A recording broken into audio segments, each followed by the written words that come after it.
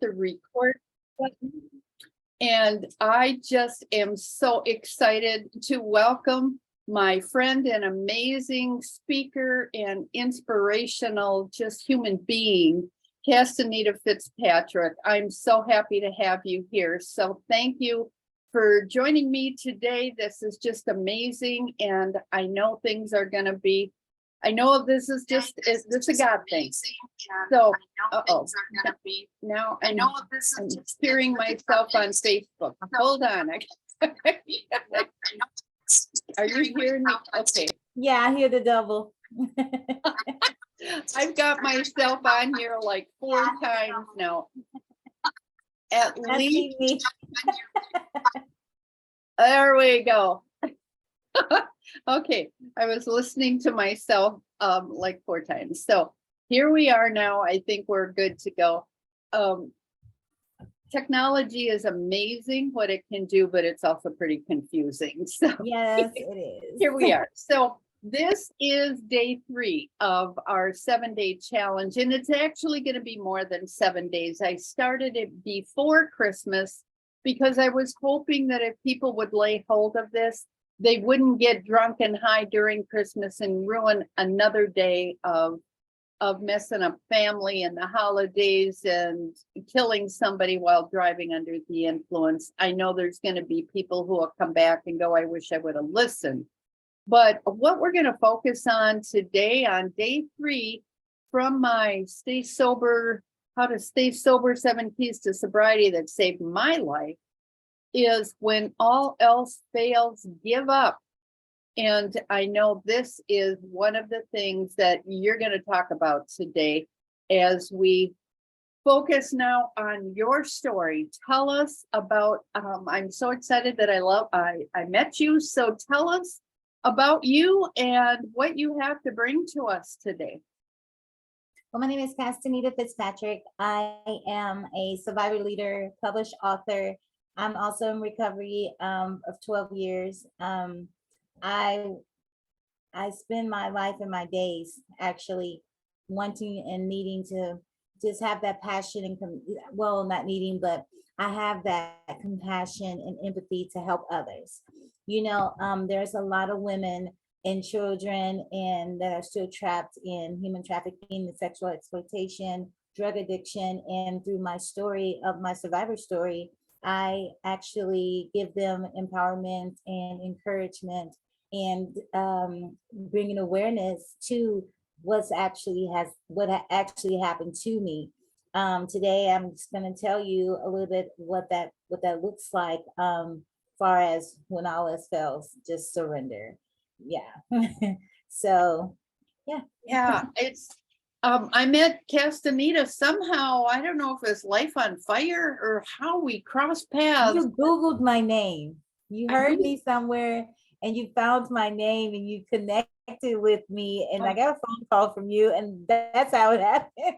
Oh my gosh. Well, it was just an amazing thing. I think I might have been when I hooked up with Julia and was kind of looking into trafficking speakers. I think that's how I found you, but it's just been an amazing journey. And we did interview you, Julia and I did, and I'm going to share that with people as well, where you went really far into your story, but just give us a little recap of your story. And I mean, your book is amazing. I bought your book, and the story of 5 years old to 31.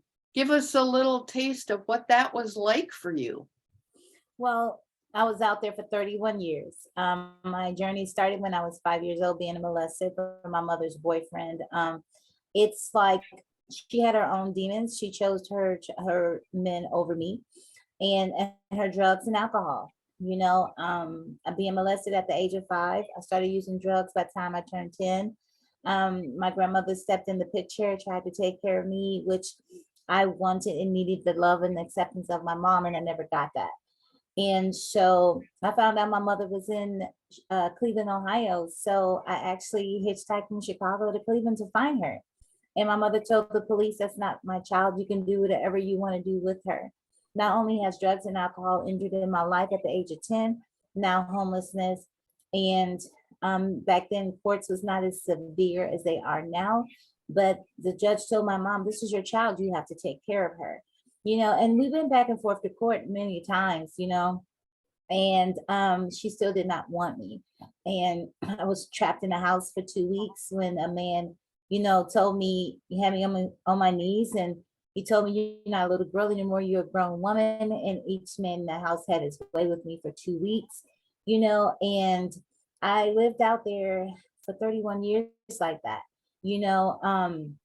My life was, as a child, it was taken away from me. I dropped out of school in the 6th grade, and being homeless on drugs and out there for 31 years was not easy. It was a devastation for me, and it took years after I got clean and sober to release that pain, to release all of that. I guess you can say surrender to. I knew Daddy God did exist, but I had to totally surrender the pain. I had to totally surrender my needing and wanting something that I never would get from my mom. After reconnecting with her, I finally got that. She finally told me she loved me and she was proud of me once we reconnected. And mind you, I haven't known my family for 31 years, Wow. but I was okay if she accepted me or not. And I told my mom before she passed, I told my mom, I know you didn't know how to love me, but I forgive you, and my story is deeper, so you have to get the book. And because I can be on here all day telling you my story, but it's just to let you know that I am what your child can become, and never put anything before your children. I don't care if it's a car, if it's a bill, if it's anything, a man, woman, no matter what, especially drugs and alcohol, because we did not ask to be here, but guess what? We are here, and we need that love and acceptance and from you, the parent, and I didn't get that, but I learned how to forgive her, and that's the biggest, hardest thing. I learned how to forgive her. And my life, I learned how to forgive people. And it's hard, but I had to. Wow, that's a great point that, you've got so many different areas of recovery, and my organization, the Purpose Driven Recovery Academy, it's not just about sobriety from alcohol and drugs, because any of us who got caught up in alcohol and drugs ended up in a lot of other stuff. I think us women especially ended up in sexual abuse, sexual assault, sexual something or another, because, being vulnerable when you're drinking, you kind of don't think about that. But we also have other things that we are recovering from. So it's not just that this journey of recovery continues on. Here you are now, after all these years of sobriety, but you're still recovering from the trafficking, from the, all of those things. And just give us a little snippet of how you got off the streets and into that program in Texas that really led you to being this incredible inspiration that you are now. Well, I know I can remember my last trip out, and they always say, you remember your bottom. I was up for 12 days. I decided to jump behind the wheel of a car, and I always have 8 pair of socks. I don't know where these 8 pair of socks always came up. I never had any shoes. And so I jumped behind the wheel of a car and I fell asleep. I hit a utility pole. It landed on top of the car. And my date of grace is August the 6th, 2010. They did a sweep in Texas. Mind you, I had a blue warrant out for me, which never appeared on the computer. I know that it's nothing but God. And so I went to the same program I ran from. And I went to it was peer driven. And so the head of the place came to me and said, Castanita, I want you to be a facility coordinator. I'm like, and that means running the women's side of it. And then you have a male, being a facility coordinator for the men. And I looked, I said, why do you want me to be the facility coordinator? And me being silly, he said, I want you to be the executioner. I didn't understand what that word meant.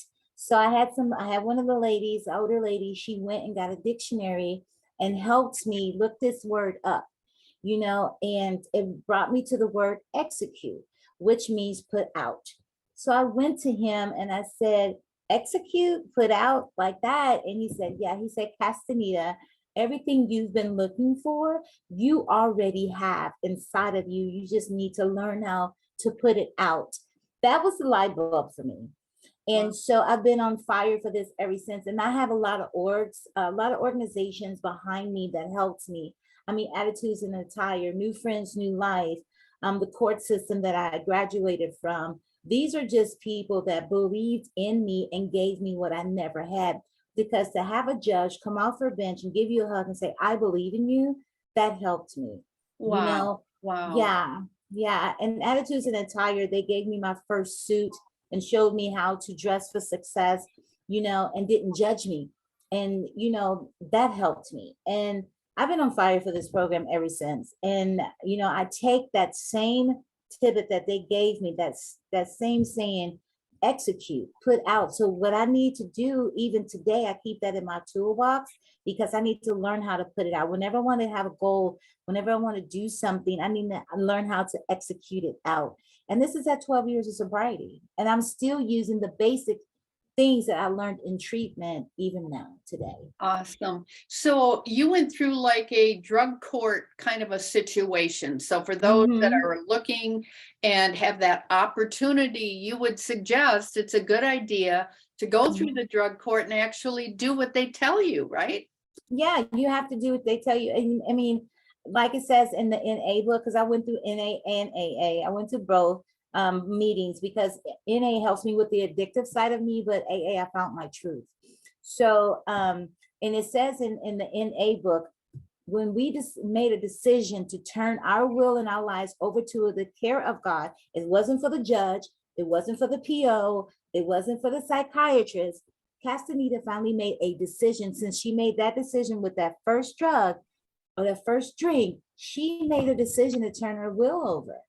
So when I made that decision, I'm making a decision to say, I'm going to do what you tell me to do because I know now you're not out to get me. Because in court system, you think people, that's the surrender piece. When all else fails, you have to surrender. We've tried it our way. What happens? Jails and institutions, back and forth, back and forth. Now here's the surrender. I'm going to trust what you tell me, and I'm going to do what you tell me so I can find a better way to live. Oh, yeah. Awesome. Oh my gosh, that's you're just hitting the nail on the head here. We're in something and I just love it. What you just said, as far as the surrender and that from NA, the rest of that is praying only for the knowledge of God's will for us and the power to carry that out. It's step 11. So, and I just have to share this because you call him Daddie God, and yes. I know you know the Bible and you know all that, and I share a lot of that. In my book is really Speak to Me, God, I'm listening. It is 365 daily meditations for people who want to hear God answer life's toughest questions. And you are just really kind of the epitome of somebody who prays and listens. And now I know our listeners, you're both on the YouTube channel that Julia and I have, but also Julia, who they know from there. They also know as our first speaker that kicked this off. Yes. And you got to tell the story of when you had to surrender now because Texas things fell apart they fell apart and you didn't know what to do and you prayed, and tell them where you ended up. Yeah, I was in Texas, and you just know when Daddie God is tapping you on the shoulder when things are closing and it's time to move. Back in February, everything just fell apart. Well, I lost everything. And so Daddie God just told me, you're going to North Carolina. I looked and said, yeah, okay.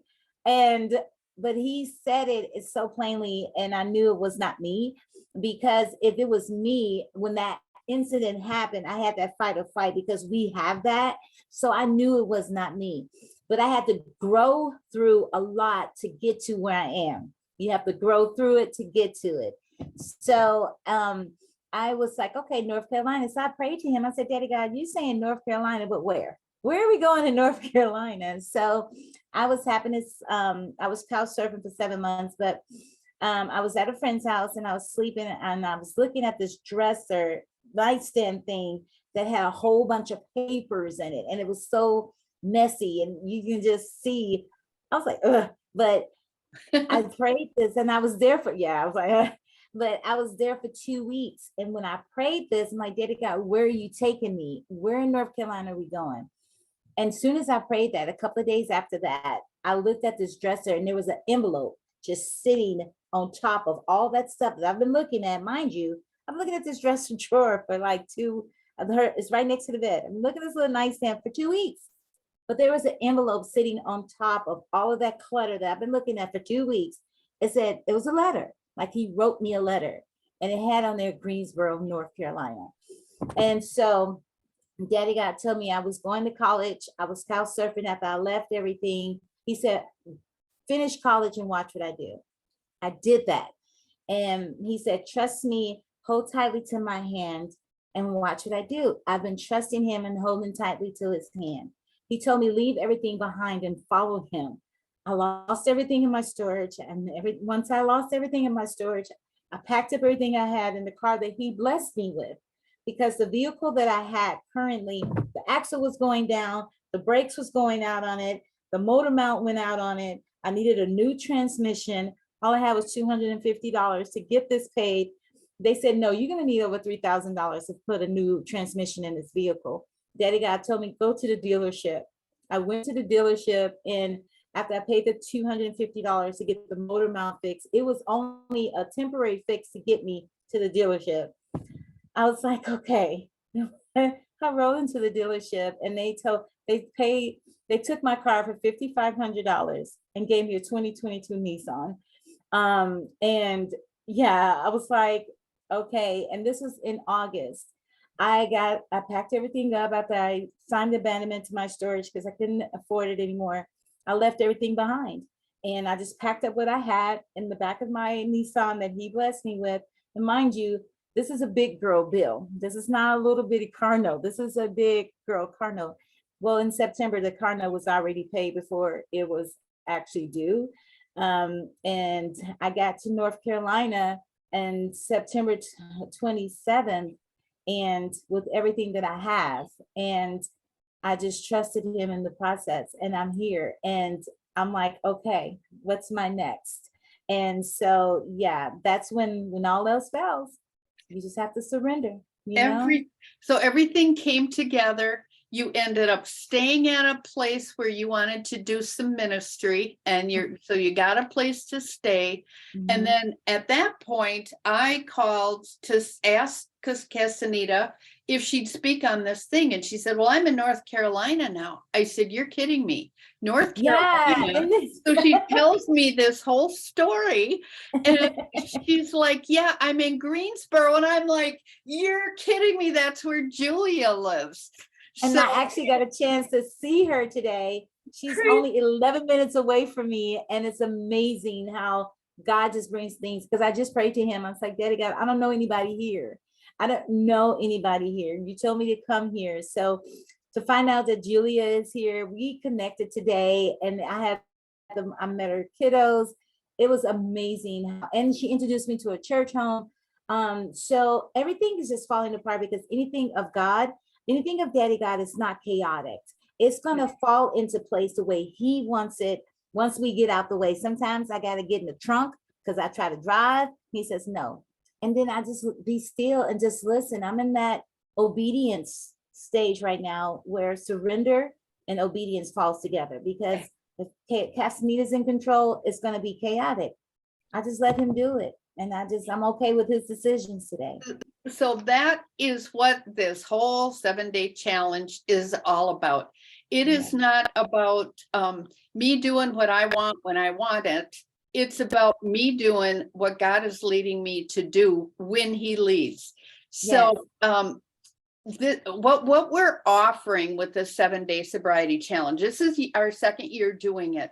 Last year we did it, and I have 9 speakers that we did these recordings, and that's what we're offering. If you sign up to actually be a part of this, the 7-day sobriety challenge, so you can click on sign me up you can go to the 7daysobrietychallenge.com. That's where everything is. You'll get to download all of these things, because all this year's speakers are going to be on there.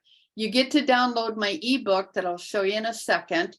You'll get to attend these daily talks. And then you're going to also be able to get my Speak to Me God, I'm Listening Kindle book for only 99 cents that I'm doing through this next week. And we're actually going to do these all the way through the second, at least the first. I want people to be able, I know people have, you got to be crazy, I'm not doing this through the holidays. But, and it doesn't matter if it's alcohol, drugs, sugar, food. People pork out during this time, self included, and cutting out the sugar, cutting out the snacking, whatever it is that you are addicted to, pornography, whatever, sex. This is a time. And if you haven't done it, you didn't start on day 1, you can actually pick this up and start your day 1 anytime during the year. You don't have to go, oh, well, I missed day 1, so now I'm screwed. No, you can pick up and start whenever, but this is the process, and this is what you'll get when you download my free ebook. And then what's so cool is that Castanita has written this amazing book, 31 Years in the Desert, and she's got an offer. Sure, you can get it on Amazon, but if you want to help Castanita do her ministry, they do what? Where do they go to? You can go to my email address and just email me, and we can set up a way where you can just sell me your, pre-order your books through me, and I'll autograph the copy and get it sent out to you where you need it to be sent to. That would be awesome. And I will, if you're signing up for this, I will send you tomorrow. You're going to get an email with Castanita's, if you weren't able to attend, but you're seeing this at another time, or somebody sent it to you, you'll get this information, but then we'll also put her email on there where you can get that. That would be, do you want to just say your email right now? Sure. My email is fcastanita2010@gmail.com. F as in Fitzgerald, F Castanita. F as in Fitzpatrick, Castanita, and then 2010. 2010 at Gmail. So you can just email me. Just email me. Yeah, that's my sobriety date. It is. Okay. That's the day to remember. That's the day to remember. That's awesome. And this is going to be phenomenal to continue to work with you. And I can see all kinds of new seminars and things we're going to do together. This will be great. Now, tomorrow, here it is, 7daysobrietychallenge.com, where you get the all of that stuff. Tomorrow, we are going to hear from Mary Shekels Jones. Oh my gosh, another amazing story. I've got both of her books, and she is just a discipler from the get-go, but her story also recovery from drugs from early on, but she laid hold of Jesus in a way that will just blow you away. So if you're a Christian, or if you want somebody to become one, Mary Shekels Jones is going to inspire you tomorrow on helping us understand the reason for this season and how you can be delivered from this disease or whatever addiction you have by turning to the one that we've been talking about, the God who loved us, gave himself for us, why we celebrate the reason for the season. He is here for us, and God loves us. He has a plan for our life, and we're here, and this is how he works. He brings us together in ways that we could not have come up with on our own, right? So thank you right. so much for joining me, Castanita. This has been amazing. And I just love talking to you. You just inspire me so much. You just got back from Washington, D.C. to Congress, right? Were you at Congress? Yes, I work with I was actually a keynote speaker. Me and two other survivors, we did a film called Can Oppression Be Liberation? Because we went to DC. I got a chance to do that. And the Just Conference with World Without Exploitation and Rights for Girls. So I'm big with that. I'm big with stopping exploitation amongst our children. I'm really big about that. So when you hook up with Castanita and she sends that autographed copy of her book, it's going to mean something someday, because she's going to be a famous woman. And you can also hook up with me. I will be happy to send you an autographed copy of my book as well. But God bless you all. Thank you so much for joining us. I'm excited to have been a part of this whole thing. And we are going to, this is new for me, so I'm going to, I think we just stop it, everything shuts off, but I have to first stop the share screen. We come back here, and then Yes. I'm going to stop recording and stop. And when we end, everything